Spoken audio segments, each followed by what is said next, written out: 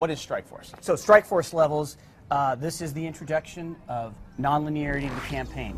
You're going to get these strike options for these Strike Force levels when you're taking on your campaign. You'll have a choice of these levels. These are the proxy wars that are occurring in the year 2025.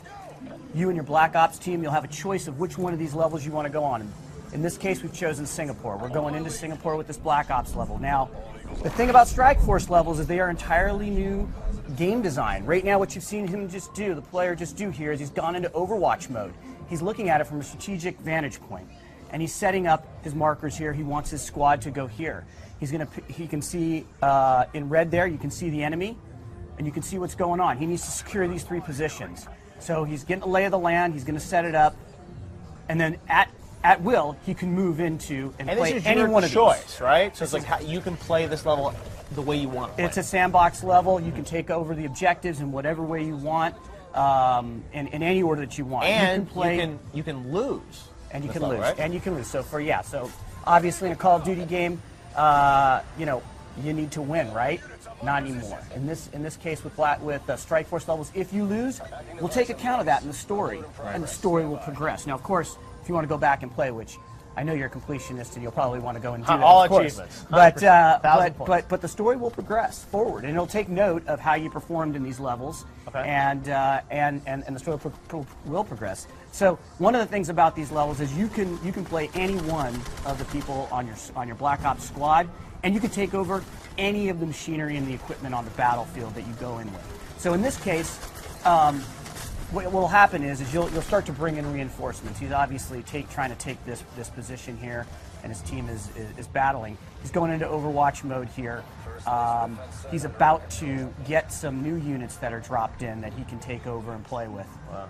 Now these Strike Force missions, are they optional? Do you have to play them? How does it work? Yeah, so you will have to play them. However, you will have a choice about which one of these you want to play, and like I said, they will progress based on whether you succeed or fail. Some of them you may not experience, depending upon how you perform. And these are certain kind of throughout the campaign, you'll have different Strike Force moments or missions that connect to the story. You got it. That's exactly it. And so it's unique in both structure, but also in gameplay. And right here, he's taken over. He's taken over one of the drones here, and he can either fire the rockets or he can fire his other heavy caliber weapons. He's rolling right now. This is a very powerful weapon. Clearly, he's driving, right? It's a different game mechanic altogether, so you're both driving and you're fighting here. Right. The other side has some of their own drones as well. That's cognitive land assault weapon. That's a very heavy piece of machinery. You have access to that on your side as well in this particular level.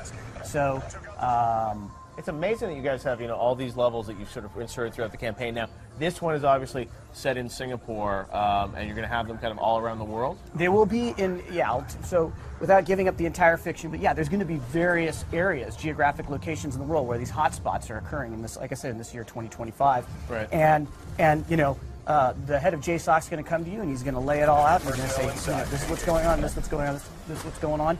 Where do you want to go? Make a choice. Make a choice. You'll make a choice, and then the fiction will progress, and it'll take account of your choice. Interesting. All right, so we'll branch a couple times, and you'll get to see. You can really play through this game multiple times. There's a lot of replayability here because of the Strike Force missions. Yeah, no, absolutely. So replayability, not only with the levels, but inside the levels. So right now, the way he's playing this, he's now taken over a quad. He's choosing to play this level in a particular way. So he's flying through this level with the quad, which is just a lot of fun. You can see that he's... So this quad gameplay, is that gameplay that we'll see in the single-player campaign as well, or are you reserving that for Strike Force? So there is quad gameplay in the campaign. What we've showed you is actually it being used as squad backup. Right, okay. So it's different mechanic altogether. There's a quad right there. Right now you're flying it and you're fighting it. In the campaign in Los Angeles that we showed you guys yesterday, that's squad backup for you. So it's a different gameplay mechanic. So we're able to use the new technology of warfare in the year 2025 in completely different ways depending upon the context here. All right, Mark, well, I think we're going to have to leave it there. That is Strike Force, though. You got so much coming for Call of Duty Black Ops 2 Strike Force. We saw a campaign yesterday, multiplayer this summer as well, right? Absolutely, and don't forget zombies, Jeff.